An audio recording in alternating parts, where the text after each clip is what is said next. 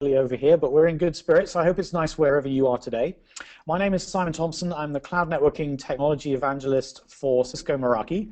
And today we have a very special webinar with a special guest from Winona Independent School District. And we'll be going into some detail around their implementation of Cisco Meraki.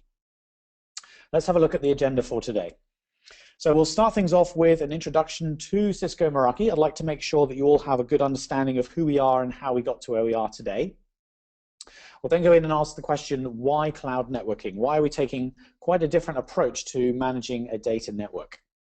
We'll then go into a fairly lengthy case study with Winona ISD, and we'll take a look at their network as part of a live demonstration, so we can show you exactly how things have been implemented, but more importantly, to show you just how simple and intuitive the management interface we've created is for this tool set. We will have a question and answer session, and we'll try to give you as much time as possible for asking questions. The good news is that I am joined today by my very trusty colleague Rachel, who is excited at the prospect of answering your questions during the hour. So there's no need for you to wait until the end of the hour. If you have a question, over on the right-hand side of your screen, you will find a tool that you can use to ask a question at any time. So I encourage you to do that. We'll also have a quick look at the product line from Cisco Meraki as well. Now, I'm very happy to announce that for IT professionals who are joining us for the first time today, you'll qualify for a free Cisco Meraki 802.11n access point. And this comes together with a 3-year cloud management license. It's a fantastic opportunity for you to get your hands on some of our equipment, but more importantly, to give you an opportunity to play with the dashboard management interface for yourself. So as you'll see when we go into the demo, that's really what sets us apart from other vendors in the marketplace. Our browser-based intuitive management is really second to none. So we have some eligibility requirements for this offer, and you will find those on our website at meraki.cisco.com/free-AP. We just ask that you please give us a call to confirm your shipping information. We want to make sure we get that access point sent to the correct address. You will find contact details for how to reach out to us in the reminder email for this webinar. And also, if you can't find that, have a look at the bottom of our homepage, and you'll find a telephone number there that you can use.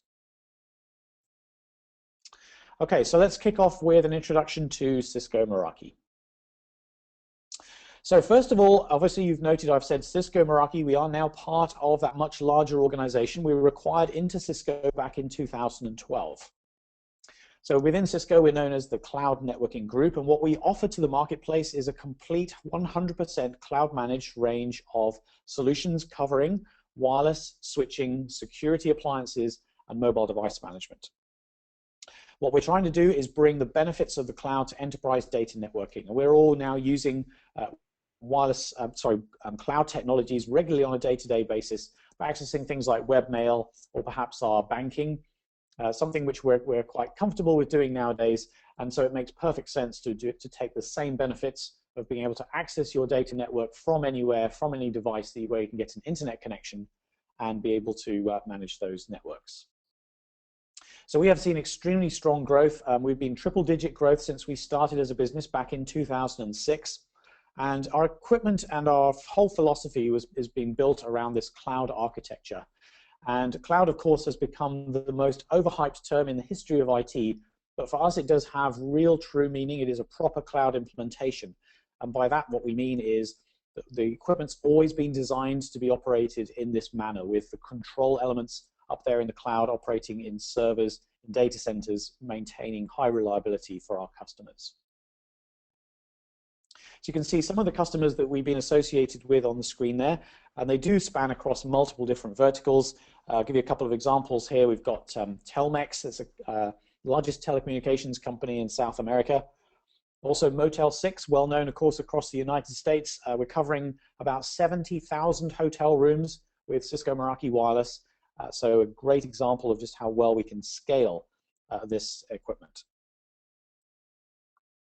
So really, we have been trusted in hundreds of K through 12 campuses. We have very broad reach in the education sector, great deal of popularity. We have some really nice tools for the education sector in particular. We'll have a look at the mobile device management during the hour, which is a particular area of interest that we see from the education sector. But we've been delighted that we've had plenty of customers who've taken the entire stack, including, of course, Winona, who's joining us today. There's plenty more information about customers on our website if you hop along to meraki.cisco.com/customers. And just in case you happen to be attending, we are also going to be making a prominent appearance at the ISD show this coming weekend. We'll be heading over to Atlanta, Georgia for that event. It's going to be very exciting, so if you're going along, do come along and see us. So why cloud networking? Why are we doing this differently? Well, if we go back about 10, 15 years or so, the IT environment was far more deterministic, far simpler than it is today. So typically, at that sort of time, most people were using desktop PCs. They had a cable going to the floor for the network. They were running 2 or 3 networked applications, but really that was a fairly simple environment to design for. So at that time, it didn't really matter that data network equipment was complex, hard to configure, not that much fun to work with on a day-to-day basis.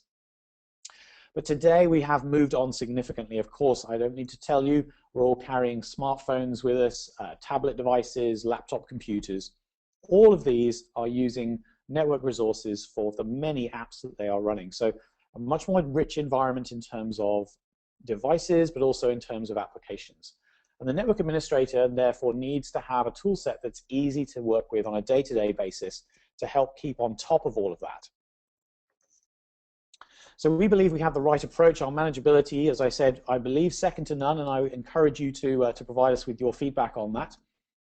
And we have a very scalable solution as well. I mentioned Motel 6. We do have a number of customers running thousands of devices. The beauty of this architecture is it scales very effectively with no loss of performance.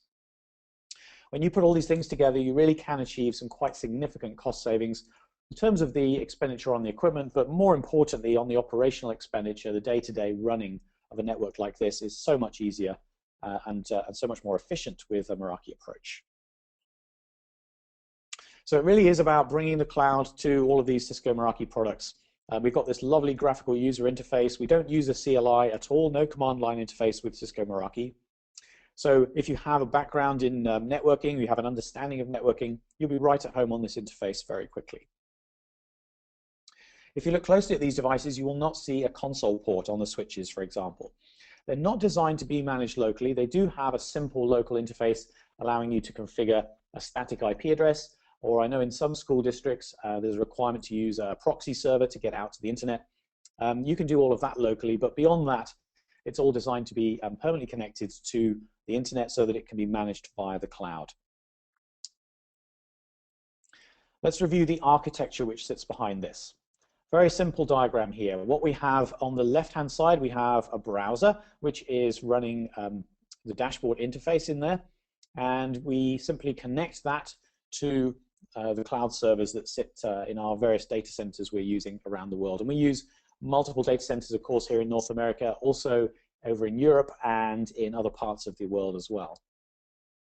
And we maintain data integrity by making sure that configuration information is always updated and shared amongst multiple data centers. So in the unlikely event we were to lose one of those, we can fall back to an alternative. From the Meraki device perspective, it is connected persistently to that cloud. So you can see a picture of an AP right by the building there, and dotted blue line headed towards the cloud. That is a control plane connection, what we call an out-of-band connection, and it is designed purely for sharing the monitoring information from those devices and sending configuration changes to those devices. So you as an admin, you work effectively with the servers that are in the cloud, and then those servers send the instructions to the devices that you're configuring. So it's a really nice model because it means that you can now log on literally anywhere on any device that has a web browser and an internet connection, and you can start to manage and monitor your data network. Very powerful. So just expanding on this a little bit, if you look at the red line on the left-hand side diagram, that says WAN. More realistically, we could think of this as user traffic. So we want to make the point very clearly that user traffic does not pass through the cloud. So this is an out-of-band solution. And that's very important because if we tried to take all of that data into the cloud, it would simply completely fail as an architecture. It just wouldn't scale. So all we're interested in doing, as the data passes through the Meraki devices, we're able to classify the traffic. So what I mean by that is we can look at the data flow of ones and zeros and we can say, that's Facebook, that's YouTube. And we can show that information in a simple interface via the cloud, and that is that classified information is what gets sent down that management data link. So it's quick and easy to add new devices or sites and in minutes, and very, very easy to do this. You don't even need to touch the devices themselves to get them configured. You only need their serial number, and you can go in and start configuring them on the cloud interface that I mentioned. And then when those devices are plugged in, they will phone home, and they will just suck down the configuration that's relevant to their serial number so that you can start operating exactly as you intended straight away. Now, a very important point to note is that your local area network will continue to function even if you're unlucky enough to be disconnected from the cloud. So the cloud is absolutely required for configuration and monitoring with a Cisco Meraki design, but it is not required for the operation of the devices. So we have some customers who even operate it full time in this mode. Customers like, we have a cruise ship company, and they run Meraki equipment on the ship.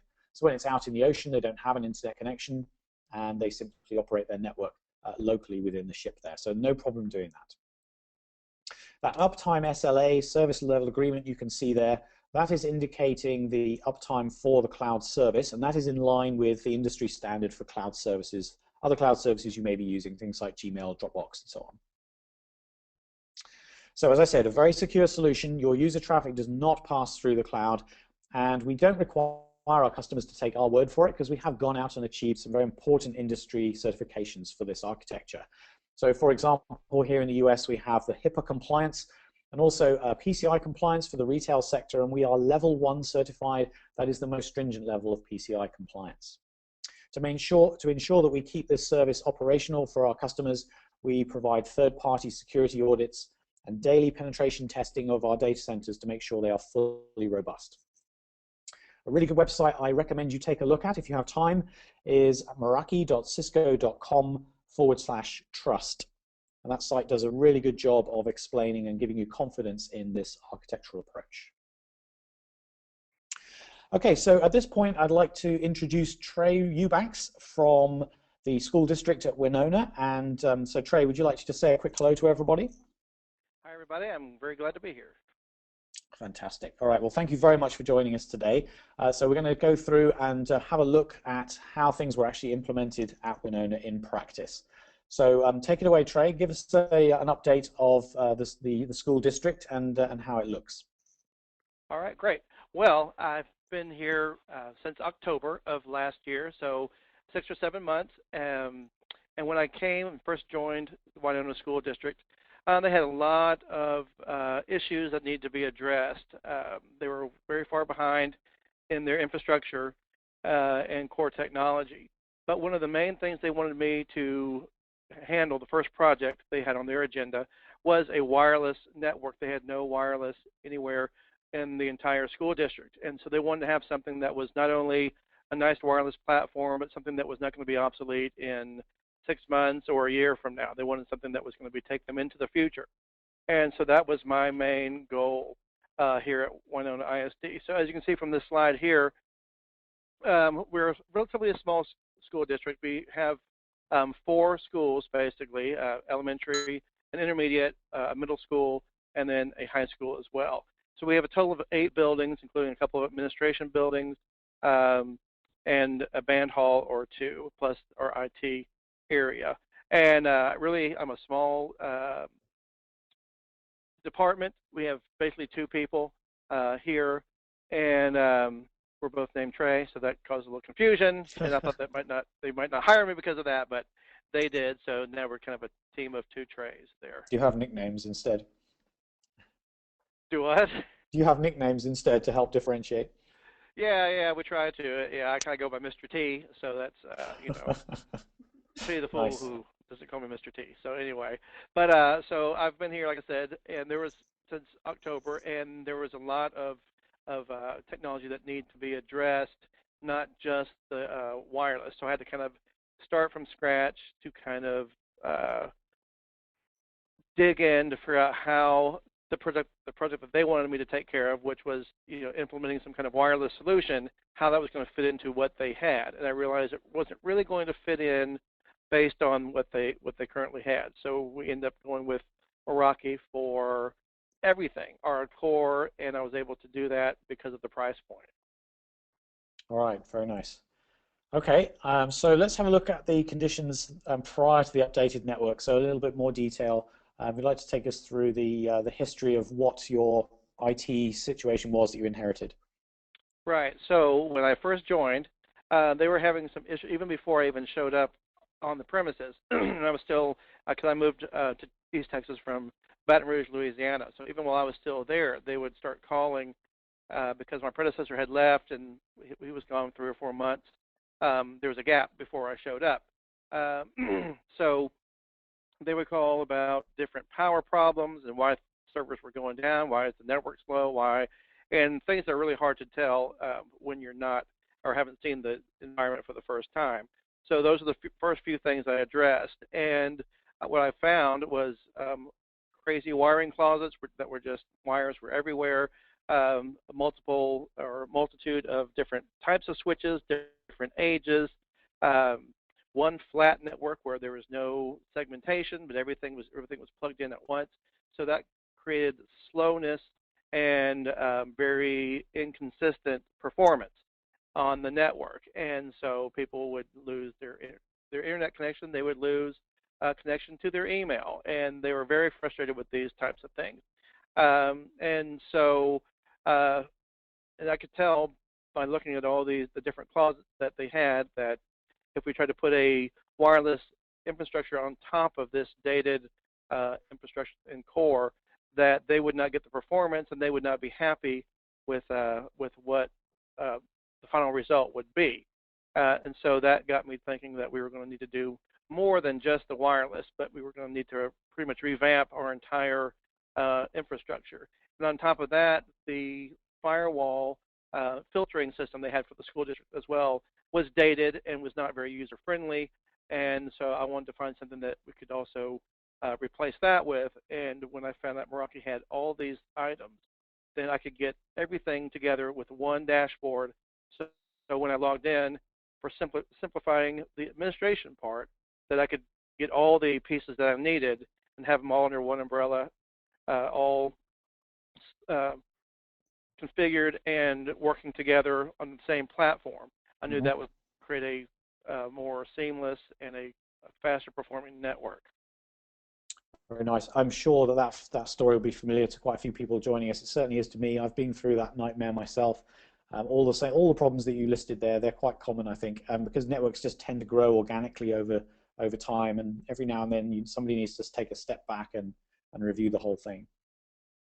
Exactly. Okay, so then at some point you started to take a look at the Meraki solution. Perhaps you'd like to just give us a few comments around what it was particular attracted you to Cisco Meraki and how you got started from a sort of trial and getting started perspective. Well, sure. You did mention that the ISD conference is coming up this weekend, and that is where I first heard about Meraki last year. Last year it was in San Antonio, and I didn't necessarily have a need. I wasn't even in position to take the job here at Winona last summer. But walking through the floor of the different vendors, I was attracted by maybe free AP if you sit down and listen, and I thought, well, that sounds great. I want to see what's available, because even though my school didn't have a need at the time where I was, I always try to keep up with the latest trends and what's going on. And I was mostly intrigued with the system management, which allows and we'll look at it, I'm sure, in a little bit, allows you to be able to keep tabs on all your various wireless devices, no matter where they are in the world. And we had a one-to-one program at my school where I was before, and we'd had a few problems, not a whole lot, but maybe one a year. Somebody would lose their laptop or leave it somewhere and not be able to find it, and it would just disappear.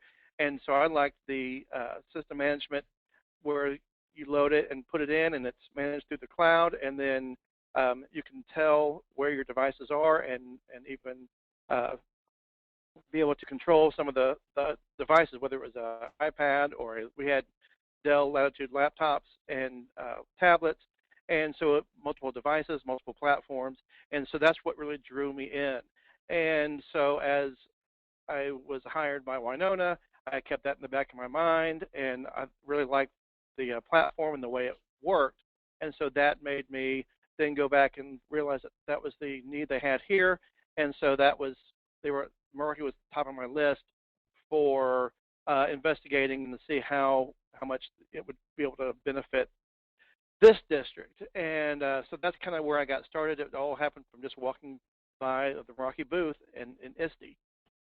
Fantastic, great story. I mean, we're excited because we know we're going to get plenty of those again in the next event just starting this weekend. All right, so let's move on to the actual deployment then. We've got some details on the screen here. We can see numbers of APs, number of appliances and switches. Excuse me. So perhaps if you could just put some words to that for me. All right. Well, when we first started, the first thing we implemented was the firewall, because that was coming up for renewal sooner than everything else that we were going to put in place. So we went ahead and I got a little taste of the dashboard and got to learn a little bit through working with the MX400 firewall, which we purchased first. And then we were also struggling with when could we do this full district implementation and how we could make it work without taking the whole network down and causing disruption for all the teachers and as they were continuing to teach during the school year. And we ended up pinpointing spring break as our main time to actually do the switchover from our old core to the new core plus the wireless access points. And so we came up with a plan because, like I said at the beginning, we had kind of a flat network where everybody's into one network. Basically, there was no segmentation, and this is not helpful, especially for growth and if we ever add for future buildings and other schools possibly.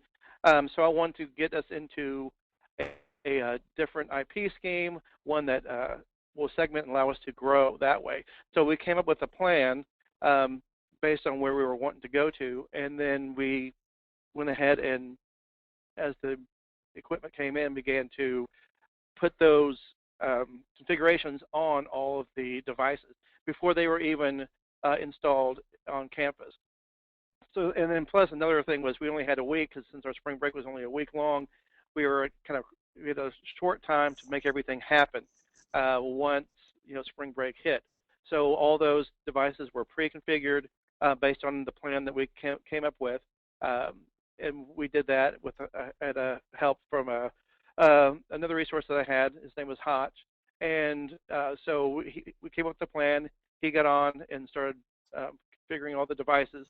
So actually, when everything came into our site, we were all ready to go with everything being configured, and we were just able to unplug and plug in one building at a time, working through, and by the end of spring break week, we had everything installed, and with minimal downtime, just down, one building down at a time for maybe a day, and by the end of the week when teachers came back, everything was up and going, and then we're able now to change over our IEP scheme this summer. I was saving that for once teachers were gone, so we could kind of get that going with less disruption.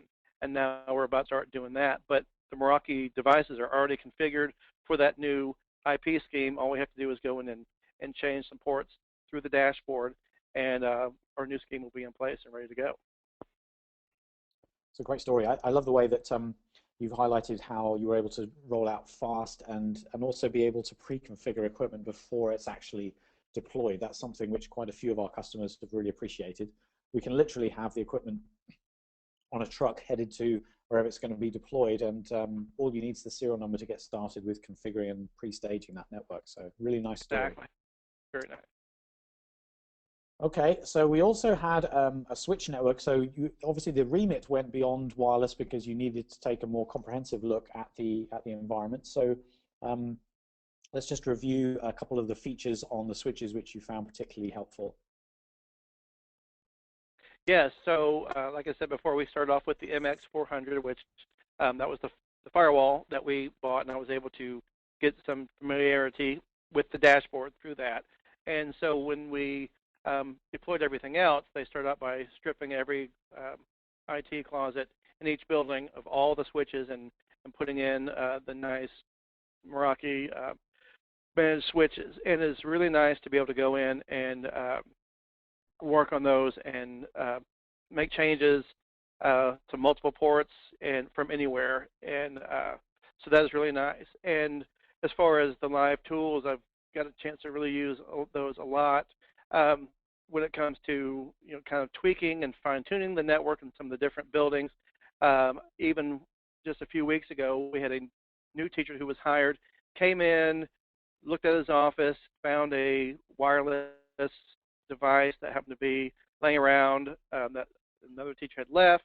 It had DHCP turned on. He went ahead and plugged it in because nobody was there to help him, I guess, at the time.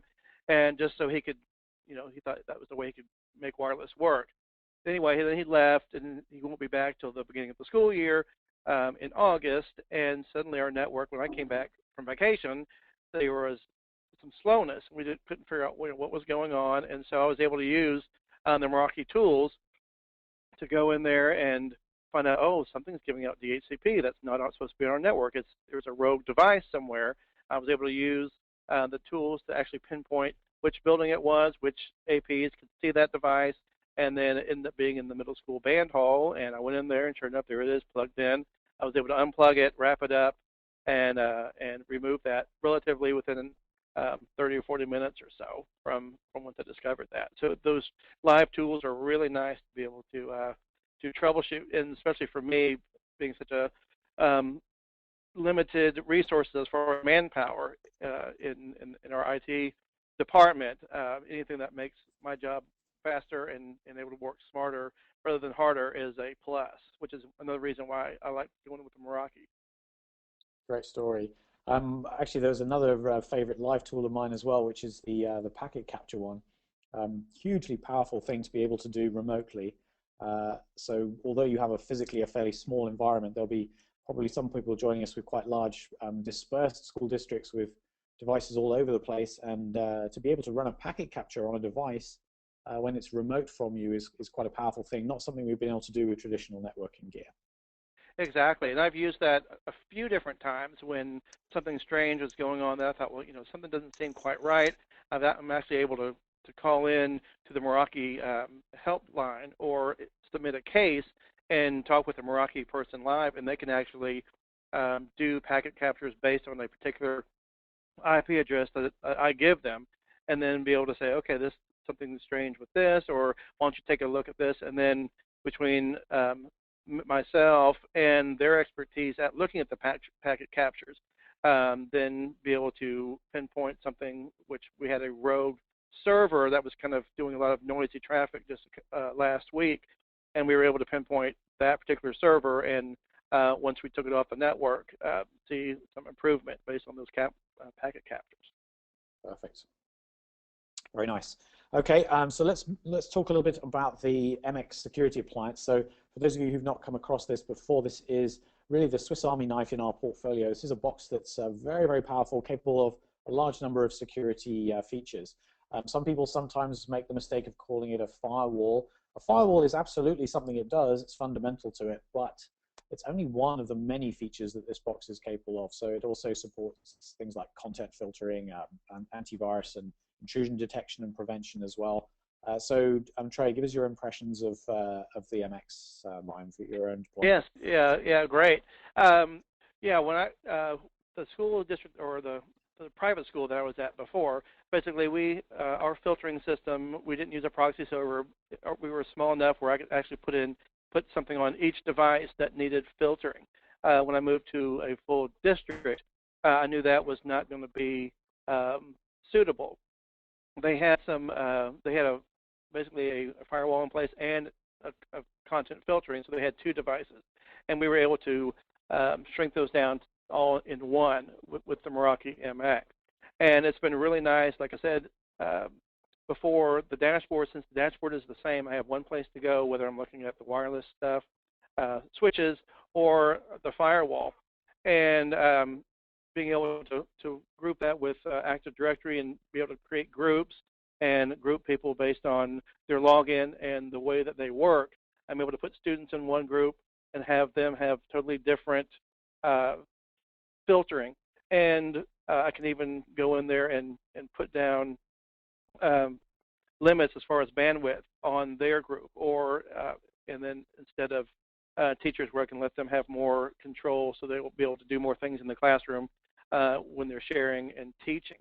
A really nice thing about this was, like I said, I was on vacation just a few weeks ago, and my helper, other Trey, called and said, hey, there was something strange. I think summer school had just started, and they were not able to view something or another. So I'm there at the hotel, the condo in Florida, and I log in to the dashboard just like as if I was here, and I was able to look and go, okay, here's this, da da da da. I'd been doing some testing on the Meraki just once school was out, and I didn't realize they were going to be needing that, and I was able to go in and make some changes really quickly, and then get them right back on to what they were needing to do. And so pretty much anywhere in the world, all I needed was an internet connection, and I could do what I needed just like that. Mm-hmm. Yeah, and I think this is such a simple thing, and so it's very easy to take it for granted until you actually have a real life situation where you need to be able to quickly jump on some random PC or tablet to get on and troubleshoot your device. I don't think you fully appreciate this, how useful this is to be able to do. So that's also good to hear. Yeah. Oh, sorry. I was going to say another thing that I really like about the MX is being able to see all the different types of traffic and the clients and who's using the different types of traffic. And then so it's really easy to go in, especially if a principal says, hey, I think somebody has been doing this or doing that.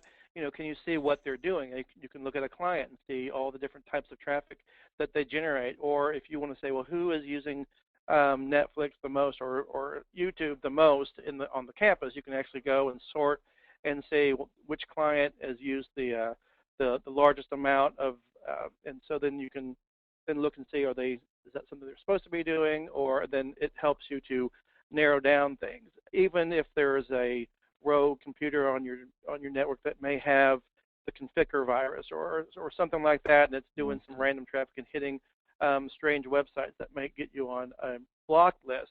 What I do is I can set a particular parameter that says, hey, look and see if anybody hits this, and if it does, it'll let me know. And then the next day I can come back, and when we go on the live demo, I can show you where I have that set up, and I can actually look and see if even if it's one simple 1 second connection, it'll keep track of that, and then I can go, okay, what client touched that? Boom, there's that client. Then I can go and see if they are up to date, make corrections, take it offline, whatever I need to do. And once again, that's another thing that I don't have to hunt down and run a bunch of tests through the whole network. It does it for me, and then it gives me the results. Right, nice story. I can't remember if you mentioned, are you using multiple wide area network interfaces into your MX?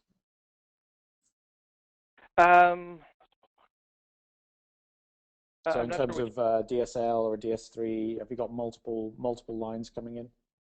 Right now, we're part of a consortium here, which means we share through our region. And so right now we just have one internet connection. We don't have failover or anything. So we just have one connection.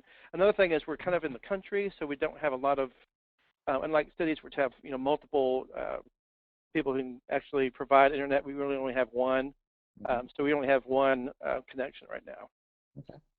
I just really wanted to highlight the point that the device is capable of taking multiple wide area network interfaces, and it can even, there's actually a USB slot, you might be able to just about make it out on the diagram.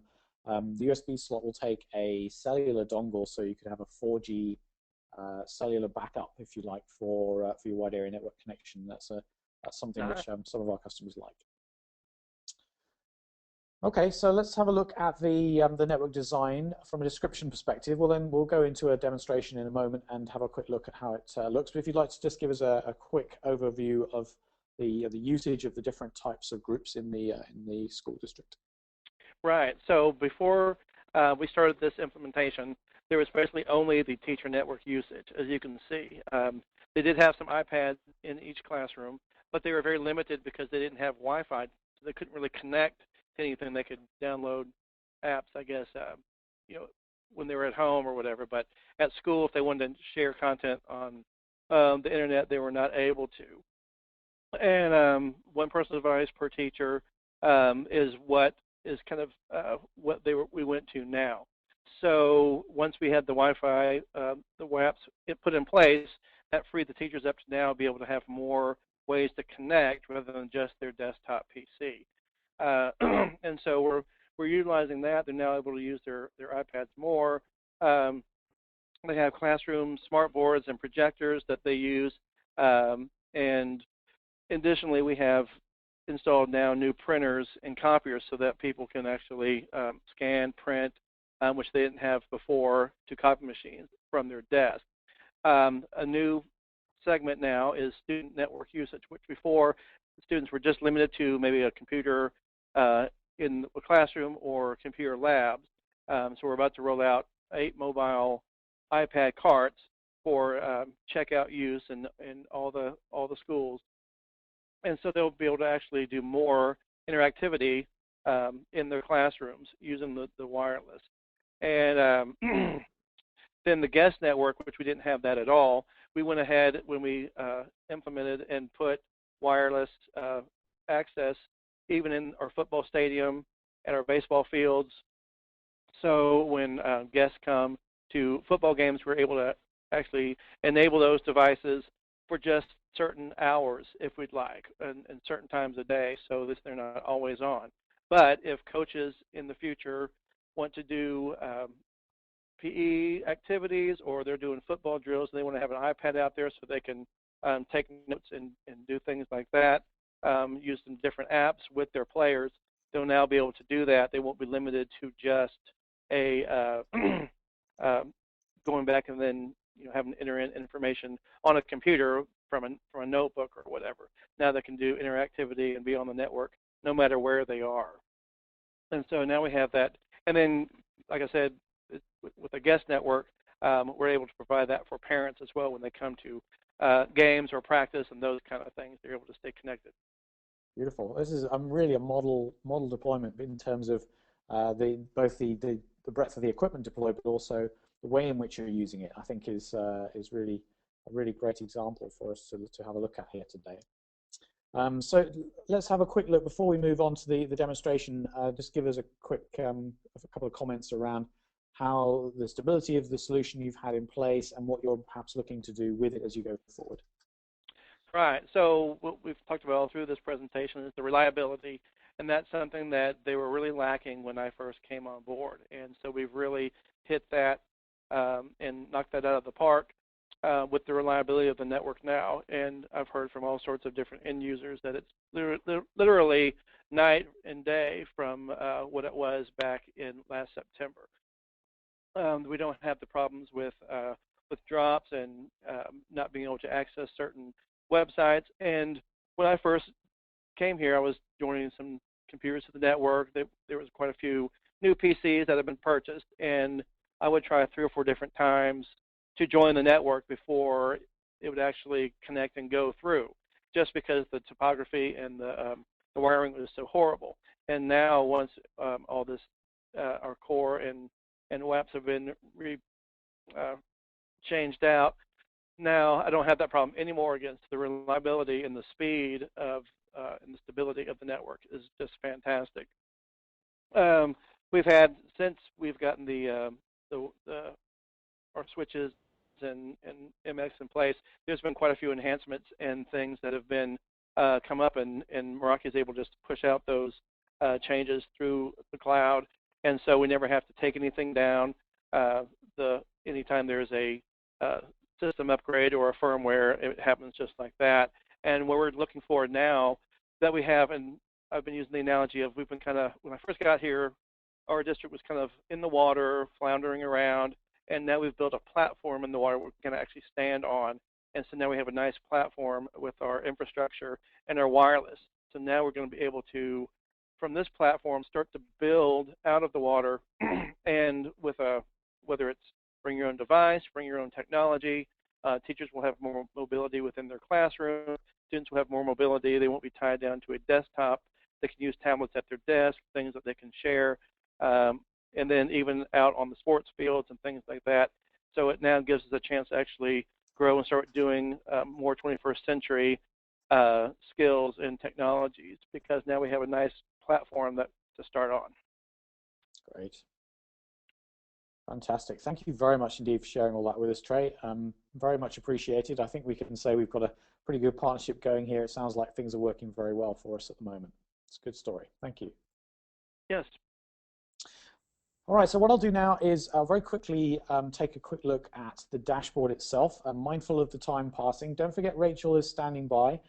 She has been typing away quite furiously, so I think you've been doing a great job keeping her busy, but she is still there to help you out if you have any questions. Now, Trey has kindly given us permission to do a quick demonstration looking at the Winona ISD network. So what I'm going to do is just have a quick review of that as we go through a quick introduction. I will just walk you through some of the essential basics, and then perhaps Trey, you can come back in and direct me to a couple of things that you might like to point out feature-wise. Sure. So, okay, so we start off normally with an overview screen like this. You'll notice I just logged in on a regular web browser. I'm just using my Chrome browser. We do support two-factor authentication for that login as well, so we can make it nice and super secure.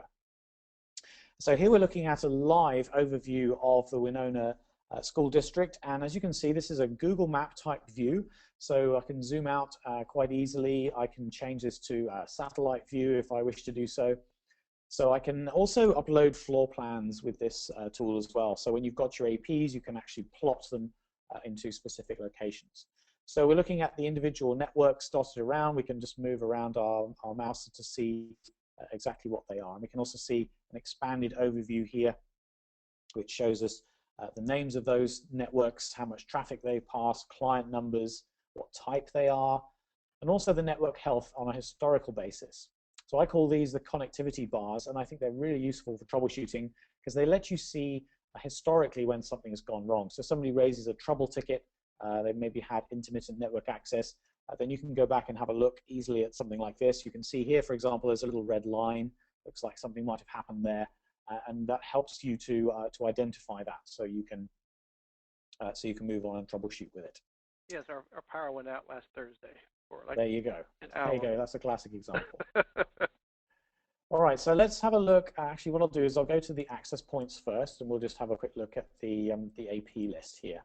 So again, you can see there we go. Many experiencing the same. So that will be the power that Trey mentioned. So if we dive into a specific access point, for example, then we get information just about that AP. We've got its location here on the map, as we can see. As I said, we can also upload floor plans onto here so that you can plot it just the way you like. So we see information about the AP. It's got 8 SSIDs on here, quite a significant number of those set up onto different VLANs. So a nice, fairly typical deployment for a large organization. And we're running 2 different radios on here. So we've got channel 11 on the 2.4 gig band and channel 149. So we're using a nice modern up-to-date access point. This is an MR34, which is actually an 802.11 AC access point, the very latest wireless standard there. You'll also see we have live information about the status in terms of volume of traffic. So we're looking at current clients here. We can see the volume of traffic as I speak is just coming in live on there. So we've got some troubleshooting tools built in as well to help you out. So things like channel utilization. It's very typical on the 2.4 gigahertz band to see quite a lot of utilization, particularly around channels 1, 6, and 11. Sure enough, those look like they are the busiest ones here. And then you always get other interference as well, because you've got many other features using that spectrum, including things like microwave ovens, Bluetooth, and so on. We've implemented troubleshooting tools in here, some of which Trey talked about a little bit earlier. Now we also have this clients view, and this is a good one for sort of day-to-day troubleshooting. This lists out all of the clients that we've seen, and you can get quite selective here. So right now we're looking at all clients for the past week, but I can easily change this, so I could look at a specific network specific tag here in this particular case, and I can also change the period of time for which I'm reviewing. To make this easier to search, we've also built in this tool which makes life really easy. So for example, I could go in and type in iPad, and I can see that I've seen 125 iPads in the past week out of the total 219 devices. You'll also notice that the volume of traffic made up by the search is shown up here as well. So this kind of yucky yellow color is showing us the iPad traffic, and the total is in the blue there. This works for operating systems as well. So I could type in Windows, and I can see the Windows clients that have operated on there. And this is using device fingerprinting techniques. So it's quite sophisticated. We're not just looking at the name of the device. We are actually reviewing the traffic and identifying it as it gives away clues. Up here in the top right-hand corner, we have the applications pie chart, and that shows us all the different protocols that have been running on the network in the past week. I can just click that, and then it gives me this nice drop-down table showing me all of the applications in a nice human-readable form. Perhaps similar to, I imagine there's a lot of organizations around the world seeing lots of video traffic right now with the World Cup happening. It's certainly the same in the Meraki office right now. There's plenty of games being watched while people are doing their work. So in your own environment, you may want to take a closer look at a particular application. Let's pick on Netflix. So if we tap on Netflix, we can immediately see who are the contributors to that Netflix traffic. And this is really a great example of how quickly we can jump through this interface to look at exactly what we want to find. So this client is not currently online. It's always a lucky dip when I go through these demos. Not currently online, but last seen just a little bit earlier today. So it's obviously they're a couple of hours ahead of West Coast where I am today.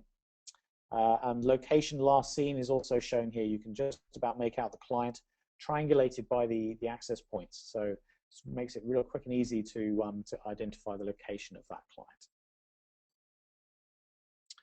Okay, mindful of the time passing, so we'll need to keep things fairly swift. I'll have a quick look at Systems Manager.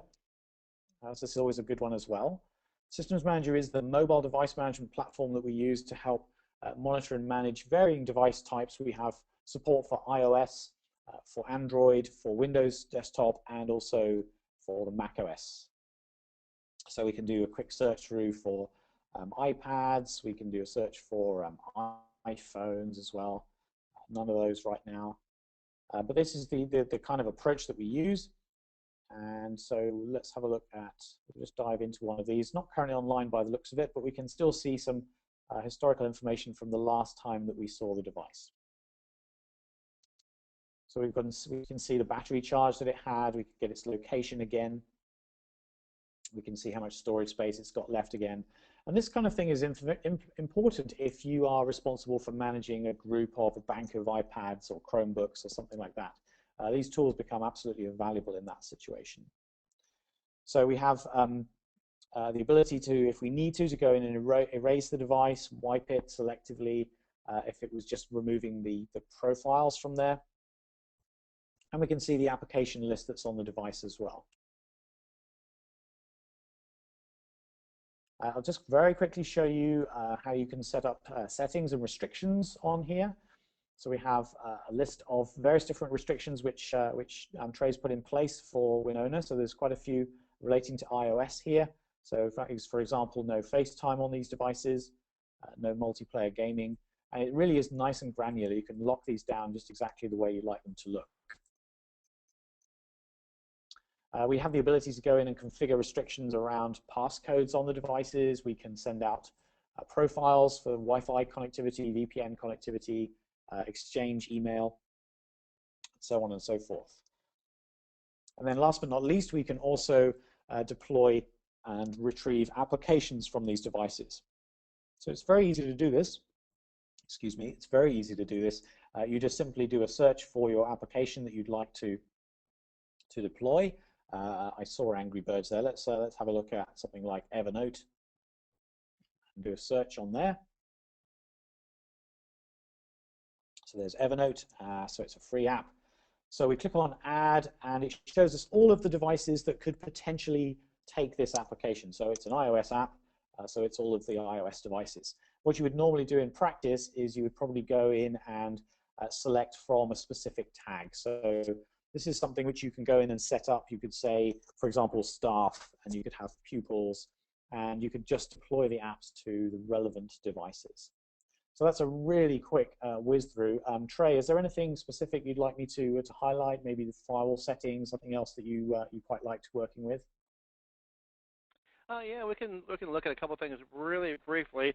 If you go to the ISD firewall section, I can show you where I set up the login or the capture so that I can kind of see if there's a client that is causing issues. I think it's under the traffic analysis section under monitor. Yeah. And no, that's, maybe it must be under configure. Go to configure, and it may be under firewall there. Let's try firewall. We've got alerts and administration as well. Let's have a look and see what we've got here. So we've got layer 3, quite a few layer 3. Scroll down a little bit. Okay, here we go. So, okay, this is the port forwarding. Okay, go back up. We've got good rich configuration here. Yes, we have quite a few, and I took a lot of the rules from our old firewall and moved them to this new one. Because I'm still learning the network, and I'm not sure what a lot of them do. So as I'm learning, I'm either disabling or getting rid of those old rules if they're no longer needed. But I'm looking for there's a place where you go and you can actually set up some triggers. It may be under secured traffic shaping. Hotch may remember. Do you remember Hotch? What section are you looking for? There was a place where I went in and actually I could set up a capture. So if somebody hits a certain website, let's say, it'll trigger and it'll make a little pie chart, and it was under. It may be under traffic shaping. It was one of those, or it could be under packet capture. We can look there real quick. Certainly under clients, you can get a view for an individual client's use of the network. Right. Well, I can, even though I can't find where to set it up. If you look at the client, if you click on, go back where it says click on clients right there. You click that. Now go to where it says application right above the pie, and if you click the left arrow going left, this custom pie chart, and then if you click on more. This is where I set up right now. We don't have any problems, but I set up that custom pie chart that if a client on the network hit a particular site or did a particular type of traffic using a particular port, let's say, it'll show up on there, and I can click on more, and it'll tell me what exact client actually performed that traffic, and then from there I can zoom through the client and find out which one it is, and take care of that. So that's really nice. Another thing is looking here at the actual traffic, day to day, so I can kind of make sure if something seems unusual. All of a sudden, there may be a lot of traffic that not from a particular typical day. Then that will also give me an opportunity to kind of say, oh, something is a little amiss, something's different than the rest of the days. And then from there, I can actually go and I can sort by usage, as you can see usage on there, and I can see what client or what application using the most, and then from there sort by clients, and then see if there's a machine that maybe has a bad network card that's chatting and creating traffic or something like that. So I really like that as well, and I like the tools to be able to, if I need to reboot the firewall or the MX, something like that, yes, you've got it all right. To run to the closet every time I need to do something. We can go quickly to the switches.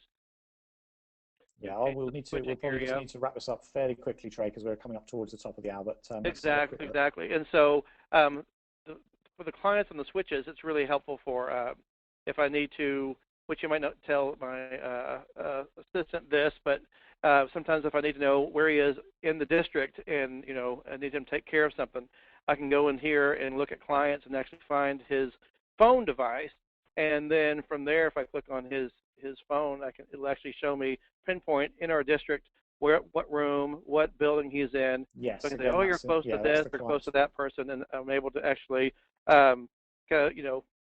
or if I need to find him for whatever reason, it's helpful because it will actually show me on the map.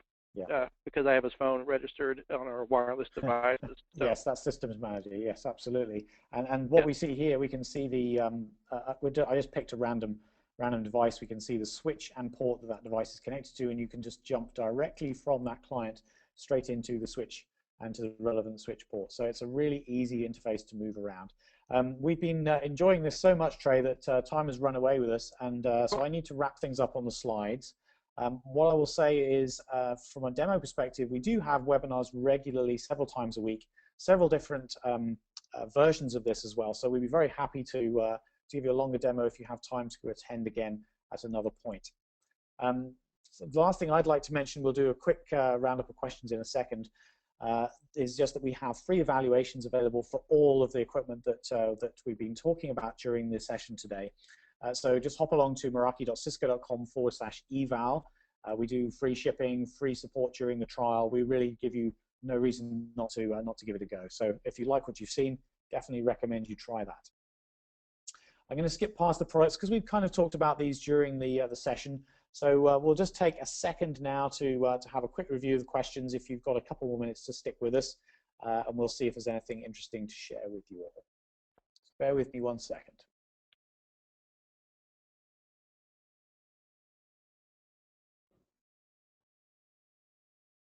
Yeah, I've got a question about how well we interoperate with other vendors' equipment. There's absolutely no problem there. We are able to support, for example, Cisco Meraki wireless on top of another vendor's network switches. And if you want to connect network switches from different vendors, that's absolutely fine. We can do that as well. So we do support standards across the board to help us interoperate like that.